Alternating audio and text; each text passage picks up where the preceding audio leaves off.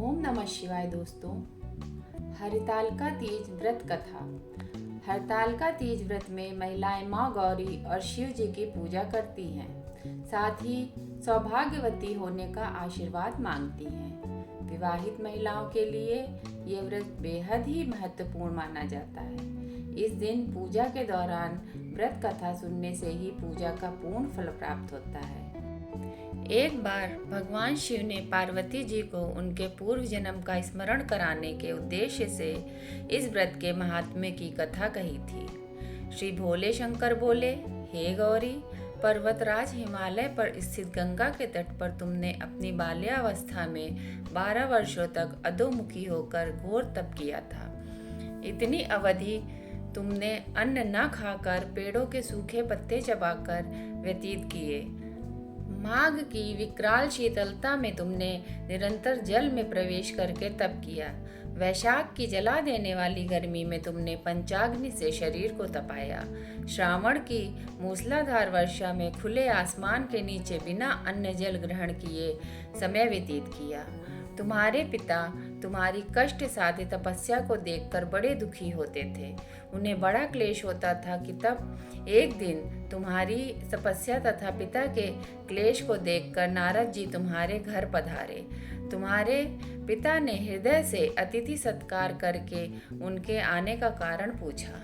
नारद ने कहा, गिरिराज, मैं भगवान विष्णु के भेजने पर यहाँ उपस्थित हुआ हूँ। आपकी कन्या ने बड़ा कठोर तप किया है। इससे प्रसन्न होकर वे आपकी सुपुत्री से विवाह करना चाहते हैं। इस संदर्भ में आपकी राय जानना चाहता हूँ। नारद जी की बात सुनकर गिरिराज गदगद हो गए। उनके तो जैसे सारे क्लेश ही दूर हो गए। प्रसन्नचित होकर वे बोले, श्रीमान, यदि स्वयं विष्णु मेरी कन्या का वरण करना चाहते हैं तो भला मुझे क्या आपत्ति हो सकती है। वे तो साक्षात ब्रह्मा है। हे महर्षि, ये तो हर पिता की इच्छा होती है कि उसकी पुत्री सुख संपदा से युक्त पति के घर की लक्ष्मी बने। पिता की सार्थकता इसी में है कि पति के घर जाकर उसकी पुत्री पिता के घर से अधिक सुखी रहे।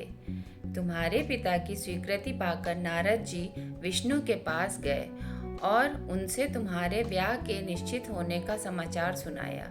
मगर इस विवाह संबंध की बात जब तुम्हारे कान में पड़ी तो तुम्हारे दुख का ठिकाना न रहा। तुम्हारी एक सखी ने तुम्हारी इस मानसिक स्थिति को समझ लिया और उसने तुमसे उस विक्षिप्तता का कारण जानना चाहा। तब तुमने बताया, मैंने सच्चे हृदय से भगवान शिव शंकर का वरण किया है, किंतु मेरे पिता ने मेरा विवाह विष्णु जी से निश्चित कर दिया है। विचित्र धर्म संकट में हूँ, अब क्या करूँ? प्राण छोड़ देने के अतिरिक्त अब कोई भी उपाय शेष नहीं बचा है। तुम्हारी सखी बड़ी ही समझदार और सूझबूझ वाली थी। उसने कहा, सखी, प्राण त्यागने का इसमें कारण ही क्या है? संकट के मौके पर धैर्य से काम लेना चाहिए।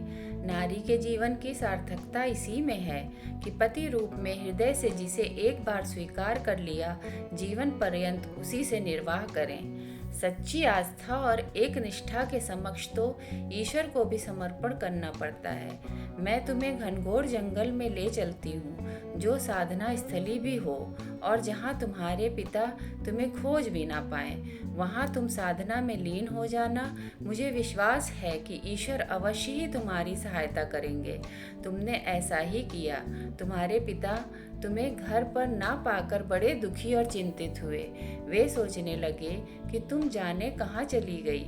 मैं विष्णु जी से उसका विवाह करने का प्रण कर चुका हूँ। यदि भगवान विष्णु बारात लेकर आ गए और कन्या घर पर ना हुई तो बड़ा अपमान होगा। मैं तो कहीं मुंह दिखाने योग्य भी ना रहूँगा। यही सब सोचकर गिरिराज ने जोर शोर से तुम्हारी खोज शुरू करवा दी। इधर तुम्हारी खोज होती रही और उधर तुम अपनी सखी के साथ नदी के तट पर एक गुफा में मेरी आराधना में लीन थी। भाद्रपद शुक्ल तृतीया को हस्त नक्षत्र था। उस दिन तुमने रेत के शिवलिंग का निर्माण करके व्रत किया। रात भर मेरी स्तुति के गीत गाकर जागी। तुम्हारी इस कष्ट साध्य तपस्या के प्रभाव से मेरा आसन डोलने लगा। मेरी समाधि टूट गई। मैं तुरंत तुम्हारे समक्ष जा पहुंचा और तुम्हारी तपस्या से प्रसन्न होकर तुमसे वर मांगने के लिए कहा। तब अपनी तपस्या के फलस्वरूप तुम मुझे अपने समक्ष पाकर तुमने कहा, मैं हृदय से आपको पति के रूप में वरण कर चुकी हूँ। यदि आप सचमुच मेरी तपस्या से प्रसन्न होकर आप यहाँ पधारे हैं तो मुझे अपनी अर्धांगिनी के रूप में स्वीकार कर लीजिए। तब मैं तथास्तु कहकर कैलाश पर्वत पर लौट गया। प्रातः होते ही तुमने पूजा की समस्त सामग्री को नदी में प्रवाहित करके अपनी सहेली सहित व्रत का पारण किया। उसी समय अपने मित्र, बंधु व दरबारियों सहित गिरिराज तुम्हें खोजते खोजते वहां आ पहुँचे और तुम्हारी इस कष्ट साध्य तपस्या का कारण तथा उद्देश्य पूछा। उस समय तुम्हारी दशा को देखकर गिरिराज अत्यंत दुखी हुए और पीड़ा के कारण उनकी आंखों में आंसू उमड़ आए। तुमने उनके आंसू पोंछते हुए विनम्र स्वर में कहा, पिताजी, मैंने अपने जीवन का अधिकांश समय कठोर तपस्या में बिताया है। मेरी इस तपस्या का उद्देश्य केवल यही था कि मैं महादेव को पति के रूप में पाना चाहती थी। आज मैं अपनी तपस्या की कसौटी पर खरी उतरी हूँ। आप क्योंकि विष्णु जी से मेरा विवाह करने का निर्णय ले चुके थे, इसलिए मैं अपने आराध्य की खोज में घर छोड़कर चली आई। अब मैं आपके साथ इसी शर्त पर घर जाऊंगी कि आप मेरा विवाह विष्णु जी से न करके महादेव जी से करेंगे। गिरिराज मान गए और तुम्हें घर ले गए। कुछ समय के पश्चात शास्त्रोक्त विधि विधान पूर्वक उन्होंने हम दोनों को विवाह सूत्र में बांध दिया।